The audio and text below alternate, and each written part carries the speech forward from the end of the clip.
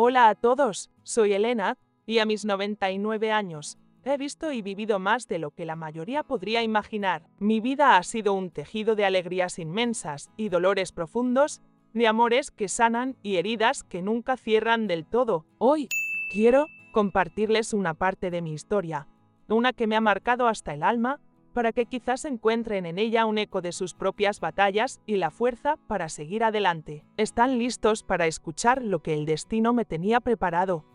Mis casi 100 años, uno pensaría que ya no hay sorpresas, que el corazón se ha endurecido a los golpes de la vida. Pero la verdad es que cada amanecer trae consigo el peso de los recuerdos, algunos dulces como la miel, otros amargos como la hiel. Hace apenas unos días, una noticia me sacudió hasta los cimientos. Mi hijo, Roberto, había fallecido, solo, sin pedir perdón, sin que yo pudiera darle el mío. Y esa, mis queridos amigos, es una herida que, a pesar de los años y las cicatrices, sigue sangrando. ¿Cómo se vive con un perdón no dado?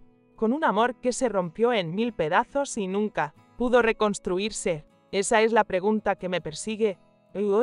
Quiero compartirles el camino que me llevó hasta aquí, un camino lleno de pruebas, de resiliencia y de una búsqueda incansable de justicia. Si mi historia les toca el corazón, si les hace reflexionar sobre el perdón y las consecuencias de nuestros actos, entonces mi propósito estará cumplido. Nací en un pequeño pueblo, donde la vida giraba en torno a la tierra y las tradiciones. Mis primeros recuerdos son del olor a tierra mojada después de la lluvia, del canto de los gallos al amanecer y del murmullo de las conversaciones en la plaza. Desde muy joven, mi mayor anhelo era formar una familia grande, llena de risas y bullicio. Veía a las madres con sus hijos, a las abuelas rodeadas de nietos, y mi corazón se llenaba de una dulce añoranza. Soñaba con una casa llena de vida, con el eco de pequeños pasos y voces infantiles. Me casé con Mateo, un hombre bueno y trabajador, cuando apenas era una jovencita, recién cumplidos los 18. Mateo era fuerte,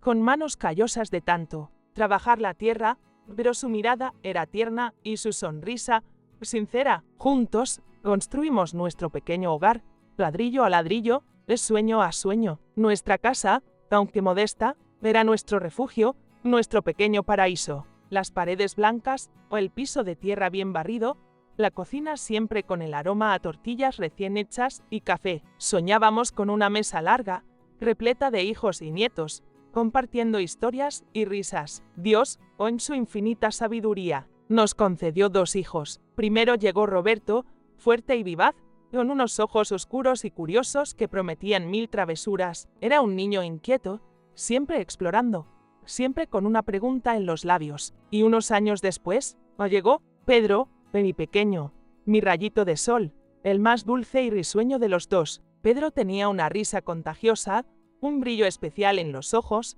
y siempre buscaba mis brazos para un abrazo. Mi corazón rebosaba de felicidad. La casa, aunque no era grande, se sentía inmensa con el amor que nos unía. Recuerdo las tardes, en el patio, bajo la sombra de un viejo mezquite. Mateo trabajaba la madera, o hallando pequeñas figuras para los niños o reparando alguna herramienta. Roberto correteaba con sus amigos, inventando juegos y aventuras en cada rincón. Y Pedro, siempre pegado a mis faldas, dibujando en la tierra con un palito o ayudándome a desgranar el maíz, sus pequeños dedos torpes pero llenos de entusiasmo. Éramos una familia sencilla, sí, pero rica en afecto y en sueños. Las noches eran para contar historias bajo la luz de la luna, para escuchar los grillos y sentir la brisa fresca. La vida era dura, sí, pero estábamos juntos y eso era lo único que importaba. Nunca imaginé que esa felicidad, tan pura y cristalina, se rompería en 1000 pedazos, dejando una grieta que el tiempo jamás podría cerrar. Poco sabía yo que el destino tenía preparado un giro cruel, una prueba que marcaría el inicio de una larga y dolorosa travesía. La tragedia llegó un día de verano, un día que se grabó a fuego en mi memoria como el más oscuro de mi vida. Pedro tenía apenas 7 años, era un niño inquieto, lleno de curiosidad, y le encantaba explorar cada rincón de nuestro pueblo. Ese día, Roberto, que ya era un adolescente de 14 años, estaba a cargo de su hermano menor mientras yo preparaba la comida. Habían ido a jugar cerca del lago, un lugar que siempre me había inquietado, a pesar de su belleza serena. Sus aguas profundas y oscuras siempre me daban un escalofrío. El sol brillaba con fuerza, el aire estaba denso y pesado, como si la naturaleza misma presintiera la catástrofe. De repente, un grito desgarrador rompió la calma del mediodía. Era Roberto, un grito lleno de desesperación, de terror puro. Corrí, con el corazón latiéndome en la garganta, una premonición helada recorriéndome la espalda. Mis piernas apenas me respondían, pero la fuerza de madre me impulsaba. Al llegar a la orilla, vi a Roberto en el agua, desesperado, zapoteando, intentando alcanzar algo que se hundía. Sus ojos estaban desorbitados, su rostro pálido, y luego lo vi, el pequeño cuerpo de mi Pedro, flotando inerte, boca abajo, a unos metros de la orilla. El mundo se detuvo, el aire se me fue de los pulmones, caí de rodillas en la tierra húmeda, el grito atorado en mi garganta, un dolor agudo y punzante atravesándome el pecho. Mateo llegó corriendo, alertado por los gritos de Roberto, y entre los dos sacamos a nuestro hijo, pero ya era tarde. Sus ojitos estaban cerrados, su piel pálida, sus labios azules. Mi pequeño Pedro se había ahogado. Ese día, no solo perdí a un hijo, perdí una parte de mi alma. Y, sin saberlo entonces, también perdí la inocencia en la relación con Roberto. Él, un adolescente, se sentía culpable, y en su dolor, creo que me culpó a mí también. Me miraba con unos ojos llenos de reproche, como si yo, su madre, hubiera podido evitar lo inevitable. Esa mirada, esa acusación silenciosa, se convirtió en un muro invisible entre nosotros, un muro que, a pesar de los años, nunca pudimos derribar. Poco sabía yo que esa tragedia sería solo el inicio de una larga y dolorosa travesía, una que pondría a prueba los lazos más sagrados de la familia. La muerte de Pedro fue un golpe del que nuestra familia nunca se recuperó del todo. El luto se instaló en cada rincón de nuestra casa, un luto silencioso y pesado. Mateo y yo nos aferramos el uno al otro, buscando consuelo en el abrazo mutuo, pero el silencio se instaló en nuestra casa, un silencio lleno de ausencias, de palabras no dichas, de risas que ya no se escuchaban. Las comidas eran momentos de tensión, donde el tintineo de los cubiertos era el único sonido, y cada uno se perdía en sus propios pensamientos, en su propio dolor. Roberto, mi hijo mayor, se volvió distante, taciturno. La alegría de su juventud se apagó, reemplazada por una sombra de tristeza y resentimiento. Sus ojos, antes llenos de vida, ahora reflejaban una profunda melancolía, a veces, una dureza que me helaba la sangre. Intenté acercarme a él, hablarle, consolarlo, recordarle que no era su culpa, que fue un accidente, pero él se retraía, se encerraba en sí mismo, era como si el dolor lo hubiera encapsulado, y yo, su madre, no tenía la llave para liberarlo. Se pasaba horas en el patio, mirando al horizonte, o se iba por días sin decir a dónde. Esa distancia, esa falta de comunicación, se convirtió en una herida abierta entre nosotros. Yo lo amaba con todo mi ser, pero sentía que él me veía como la guardiana de un dolor que yo no había provocado, pero que no pude evitar. Era una carga invisible que pesaba sobre nuestros hombros, una herida que supuraba con cada mirada, con cada silencio. Los años pasaron, y Roberto creció, se convirtió en un hombre, aunque la sombra de Pedro nunca lo abandonó. Se casó con Sofía, una mujer dulce y amable, con una sonrisa cálida y una paciencia infinita. Sofía siempre intentó tender puentes entre nosotros. Me visitaba, me traía flores del jardín, me preguntaba cómo estaba. Ella era un bálsamo en medio de la frialdad que se había instalado entre mi hijo y yo. Tuvimos nietos, y por un tiempo, la vida pareció encontrar un nuevo ritmo. Mis nietos eran la luz en mis días, el recordatorio de que la vida, a pesar de todo, seguía adelante. Sus risas llenaban la casa de un eco que me recordaba a Pedro, pero esta vez era un eco de esperanza, no de dolor. Me encantaba pasar horas con ellos, contándoles historias, o enseñándoles a hacer tortillas, viendo sus pequeños rostros iluminarse con cada nueva aventura, pero la relación con Roberto nunca mejoró del todo. Había una frialdad en sus ojos cuando me miraba, una impaciencia en su voz cuando le hablaba. Sentía que era una carga, un recordatorio constante de un pasado que él quería olvidar, pero que yo, su madre, representaba. ¿Cómo podía mi propio hijo, el que llevé en mi vientre, el que crié con tanto amor, verme así? Esa pregunta me carcomía el alma, pero nunca encontré la respuesta, solo suposiciones dolorosas. Cuando cumplí 80 años, la vida me dio otro golpe. Mateo, mi compañero de toda la vida, a mi roca, de mi amor, falleció repentinamente. Una mañana, simplemente no despertó. El vacío que dejó fue inmenso, un abismo de soledad que me envolvió por completo. Me sentía perdida, sin rumbo, con el corazón hecho pedazos. ¿Qué sería de mí ahora? Mis fuerzas ya no eran las mismas, y la casa, antes llena de vida, se sentía enorme y vacía. Los días se volvieron largos y monótonos, llenos de recuerdos que me ahogaban. Me sentaba en el patio, donde antes jugaban mis hijos, y solo veía sombras. Fue Sofía, mi nuera, quien insistió en que me mudara con ellos. Madre Elena, no puede quedarse sola. Venga con nosotros, la cuidaremos, me dijo con su dulzura habitual, sus ojos llenos de genuina preocupación. Roberto, aunque no lo dijo con el mismo entusiasmo, accedió. Su aceptación fue más un gesto de resignación que de bienvenida, y así, con el corazón dividido entre la gratitud hacia Sofía y una extraña aprensión por lo que me esperaba con Roberto, empaqué mis pocas pertenencias y me mudé a la casa de mi hijo. Llevaba conmigo solo una pequeña maleta con mis recuerdos más preciados, una foto de Mateo, una pequeña manta que Pedro usaba de niño, y mi rosario. Al principio, todo parecía ir bien. Sofía era atenta, me preparaba mis comidas favoritas, me acompañaba en el jardín. Mis nietos me llenaban de alegría con sus visitas y sus juegos, pero la presencia de Roberto era una constante tensión. Sus miradas, sus silencios, su forma de evitarme. Era como vivir en una jaula de cristal, donde podía ver el mundo exterior, pero no tocarlo. Me sentía como una invitada perpetua, una sombra que nadie quería ver, pero que estaba allí. Poco a poco, la situación empeoró. Roberto empezó a ser más abierto con su desprecio. Sus palabras eran cuchillos que se clavaban en mi corazón, a veces sutiles, a veces directas. Estorbas aquí,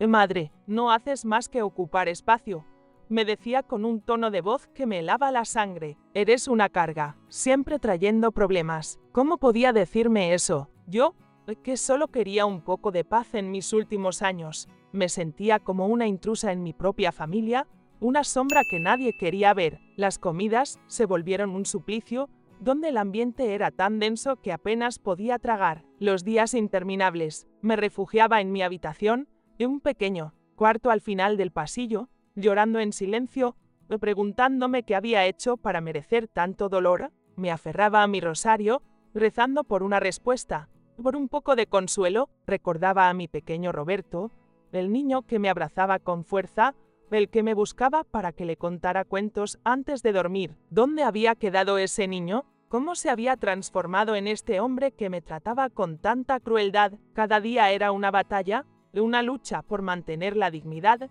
por no desmoronarme por completo. Pero la verdad es que me estaba consumiendo, lentamente, por dentro. La soledad en esa casa, rodeada de mi propia sangre, era más profunda que cualquier soledad que hubiera conocido antes. Y lo peor, lo que más me dolía, era que no entendía por qué tanto rencor, por qué tanto desprecio. La respuesta, o al menos lo que yo imaginaba, era siempre la misma: Pedro. Él me culpaba por la muerte de su hermano, y yo, en mi dolor, no sabía cómo convencerlo de lo contrario. La culpa era un veneno que nos consumía a ambos, y yo, en mi vejez, no tenía la fuerza para luchar contra ella. Poco sabía yo que lo peor estaba por venir, que la tormenta que se avecinaba sería la más devastadora de todas. La tensión en la casa se hizo insoportable. Cada día era una cuerda que se tensaba más y más, hasta que, inevitablemente, se rompió, y se rompió de la manera más cruel y despiadada que pude haber imaginado.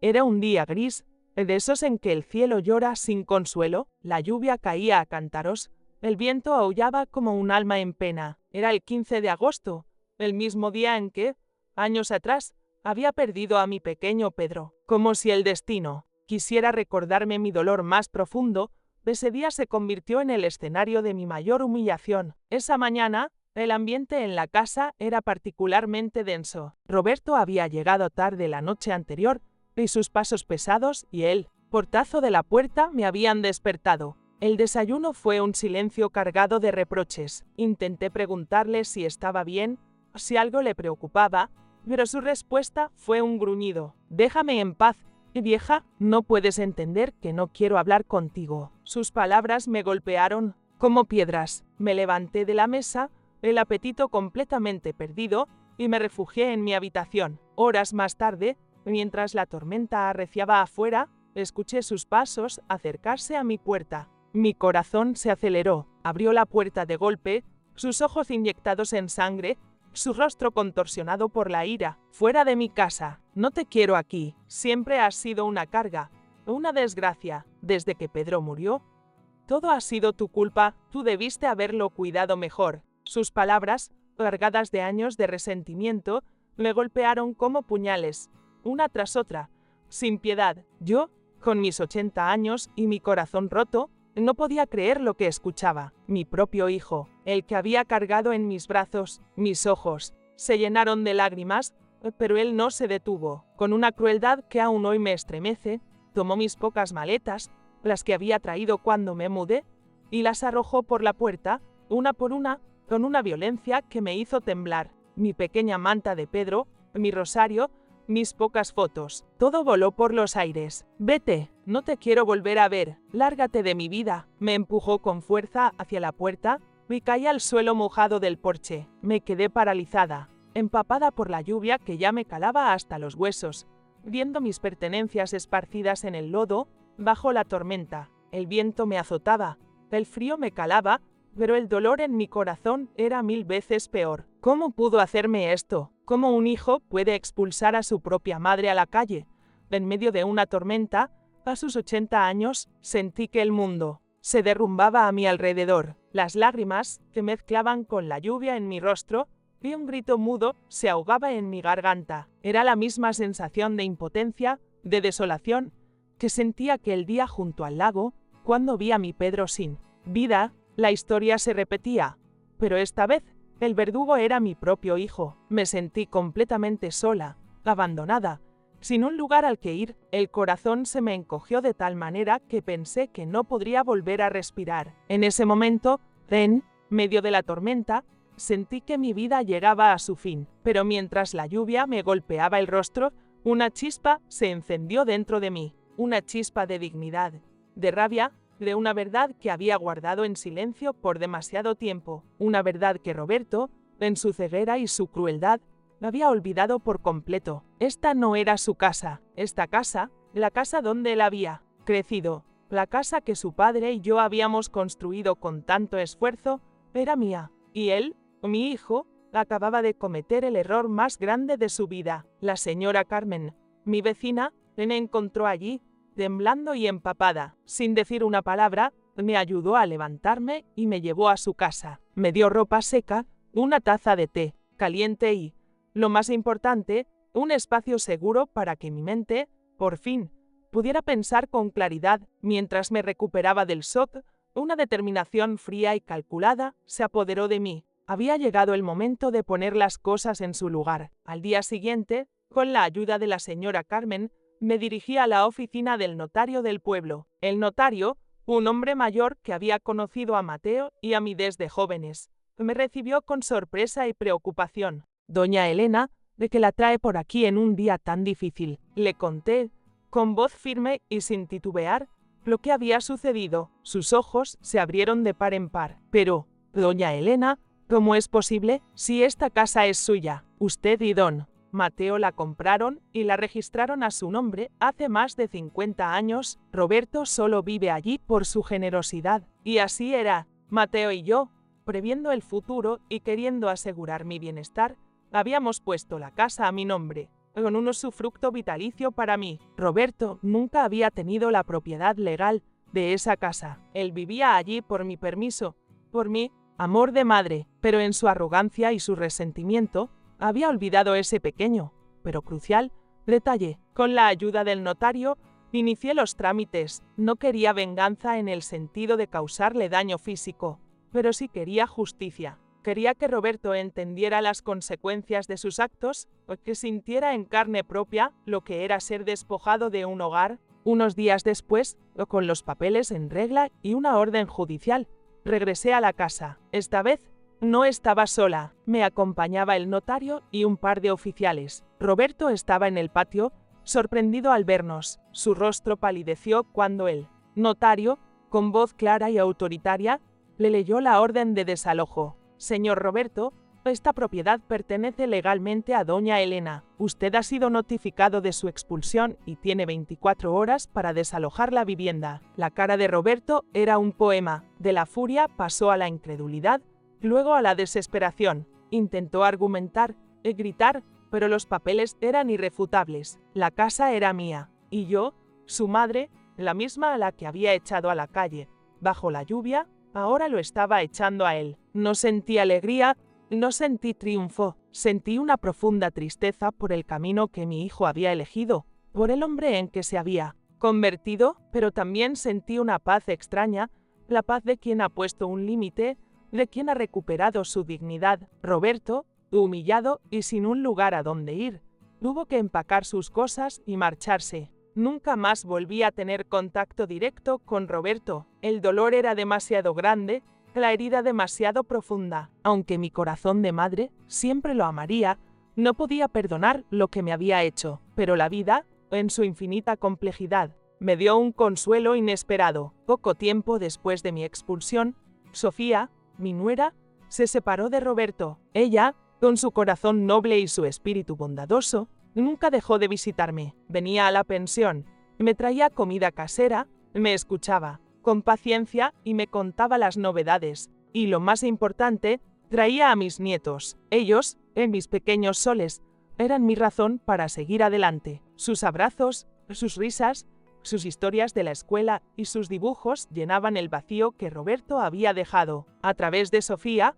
supe que Roberto se había hundido en la soledad, que su vida se había vuelto un tormento, que se había alejado de todos, y aunque mi corazón de madre aún lo amaba, no podía perdonar lo que me había hecho. La distancia era necesaria para mi propia sanación. Pasaron los años, y yo seguí mi vida en la pensión, rodeada de nuevas amistades y del amor incondicional de Sofía y mis nietos. Aprendí a valorar las pequeñas cosas, la calidez de un rayo de sol en la ventana, el sabor de un buen café, la compañía de una amiga. La vida me había quitado mucho, pero también me había dado la oportunidad de encontrar la paz en los lugares más inesperados. Hace apenas unos días, la noticia llegó a mis oídos a través de Sofía. Roberto había fallecido, solo, sin que nadie lo acompañara en sus últimos momentos, sin que me pidiera perdón, y yo, su madre, no pude darle el mío. La noticia me golpeó con una mezcla extraña de tristeza,